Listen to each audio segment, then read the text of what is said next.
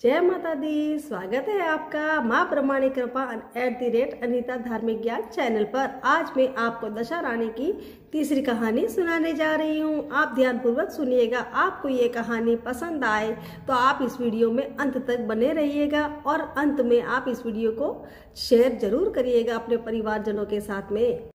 दशा माता की तीसरी कहानी इस प्रकार है। एक साहूकार का बड़ा परिवार था। 5 बेटे व 5 बहुएं थी। एक लड़की थी। लड़की का विवाह हो चुका था किंतु विदाई नहीं हुई थी। इस कारण लड़की माता पिता के घर में ही थी। एक दिन साहूकारनी दशा माता के डोरे लेने का लगे। उनके बहुओं ने भी डोरे लिए। उन्होंने सास से पूछा कि ननद जी का भी डोरा लिया जाए। सास ने कहा कि अवश्य। तब वे बोली कि उनको व्रत के पहले ही विदा हो गई।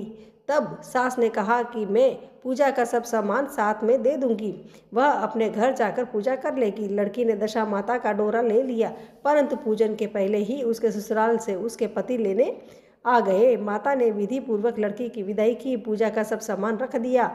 जब वह अपने घर पहुंची तो पास पड़ोस की स्त्रियां नई बहू को देखने आई। सब लोग उसकी प्रशंसा करने लगे। किसी को नज़र डोरे पर पड़ी तो वह बोली कि बहू की माँ बड़ी टोटके पसंद करती है।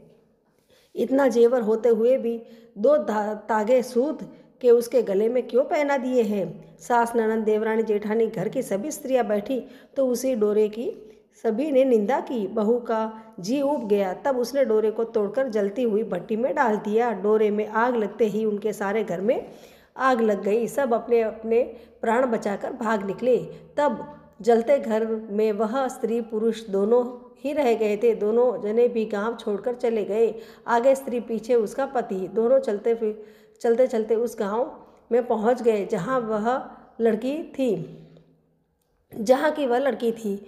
उसने पति से कहा कि जब तक कोई जीविका नहीं है तब तक तुम भाड़ जोक कर पेट भरो जी, मजदूरी करती हूँ। यदि भाड़ जोकने लगा और स्त्री एक कुएं पर जा बैठी, उस कुएं पर सारे गांव की स्त्रियां पानी भरने आती। उस लड़की की भावजे भी पानी भरने आती थी और उसे वहां बेहाल बैठी देखकर बोली कि बहन, तुम किसी भले घर की मालूम होती है, कैसे बैठी हो? किसी ने यहाँ काम करोगी? लड़की बोली कि अवश्य, परंतु न तो नीच की टहल करूँगी न खराब खाना खाऊंगी। बड़ी भावज बोली कि तुम्हारे घर में तुम्हारे लिए नीच काम है ही नहीं। जब वे हमारी ननद ससुराल चली गई तब से हमारे बच्चे हैरान होते हैं। तुम उन्हीं को खिलाती रहना। उसकी राजी होने पर स्त्रियां अपने घर गई और सास से बोली कि माताजी, कुएं पर एक दुखी लड़की बैठी है। वह हमारे यहाँ तुम्हारे पोतों को खिलाने पर राजी है। आज्ञा हो तो उसे रख ले। सास ने कहा कि खुशी से रख लो। वे दूसरी बार पानी भरने गई तो उस दुखी को अपने घर ले गई और वह अपनी भावजों के बच्चों को खिलाने और खाना बनाकर निर्वाह करती थी। फिर से दशा माता के डोरे लेने का समय आया। सास ने कहा कि जब वह घर में रहती है तो उसे भी डोरा लेना चाहिए। तब बहुओं ने कहा कि ननद जी का डोरा लिया था, आखिर पूजा नहीं हो पाई और उनकी विदाई हो गई। अब दुखिया को डोरा लिवाती हो। यदि पूजा होने के पहले यह भी चली गई तब क्या होगा? सास बोली कि अब क्या हानि है, यह जहाँ भी रहेगी पूजा कर लेगी। तब दुखिनी ने भी दशा रानी का डोरा ले लिया। 9 दिन तक कथा कहानी होती रही। व्रत पूजन यथाविधि किया।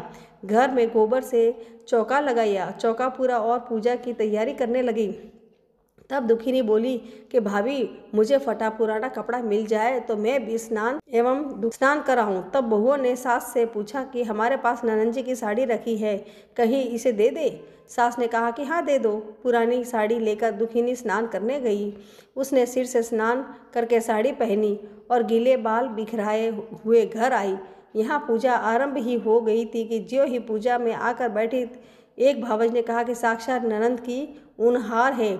इस पर सास ने नाराज होकर कहा कि चुप रहो, मुझे कथा कह लेने दो। तुम्हारी बातों में मैं कथा भूल जाती हूँ। बहुएं चुप हो गई। फिर दुखिनी समेत घर की सब स्त्रियां ने पारण किया। फिर सब एक दूसरी सिर गूंथने लगी। एक ने दुखिनी से कहा कि आ, मैं तेरा सिर गूंथ दूँ।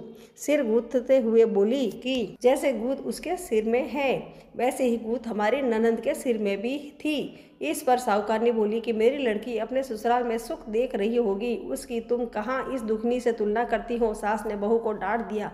परंतु उसकी बात उसके भी मन में लग गई। उसने दुखिनी से कहा कि आज रात तुम मेरे पास सोना। रात को जब बहुएं सो गई तब बुढ़िया ने पूछा कि क्यों दुखी हो, तो तेरे पीहर में कौन कौन है? उसने जवाब दिया कि मेरे ऐसे ही 5 भाई है, 5 भौजाई है, तुम जैसी माँ और पिता थे। पुनः बुढ़िया ने पूछा फिर क्या हुआ? वह बोली कि मैंने अपने पीहर में दशा माता का डोरा लिया, उसका पूजन नहीं हो पाया, ससुराल को विदा हो गई। वहाँ स्त्रियों ने मेरे गले में डोरा देखकर हंसी उड़ाने शुरू कर दी। तब मैंने उस गंडे को आग में डाल दिया। उसी गंडे के साथ साथ सारा घर जलकर भस्म हो गया। सब लोग 3-13 हो गए। हम दोनों जने भाग कर वहाँ से चले आए। माता ने पूछा कि तेरा पति कहाँ है? दुखिनी बोली कि वहाँ तो वह भड़बूजों के यहाँ भाड़ जोतते हैं। साहूकारनी अपनी लड़की को पहचान कर उसके गले में लग कर रोने लगी। उसके रोने का शब्द सुनकर 5 लड़के उसके पास आए। तब बुढ़िया ने कहा कि यह दुखिनी कोई और नहीं, तुम्हारी सगी बहन है, तुम्हारा बहनोई भड़बूजे के यहाँ भाड़ जोतता है। दशारानी के कोप से इनकी ऐसी गति हुई है। सवेरे उसे स्नान कराया और उत्तम वस्त्र पहनाए। कुछ दिनों बाद उन्होंने दुखिनी को ससुराल जा रही साथ विदा कर दिया। दुखिनी अपनी दशा पर विचार करती हुई जब ससुराल जा रही थी तब मार्ग में उसी एक नदी मिली जहाँ कुछ अप्सराएं नहाकर दशारानी का गंडा ले रही थी। उनके पास एक गंडा अधिक था। उसने उनमें से एक ने डोली के पास जाकर पता लगाया और दुखिनी को वह डोरा झेला दिया।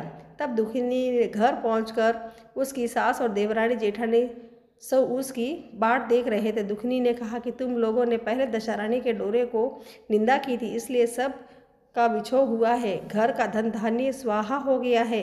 अब की बार कोई गंडे की चर्चा न करना। सब ने खुशी से उसकी बात मान ली। 9 दिन कथा कहानी सुनी। 10वें दिन विधि से गंडे की पूजा हुई।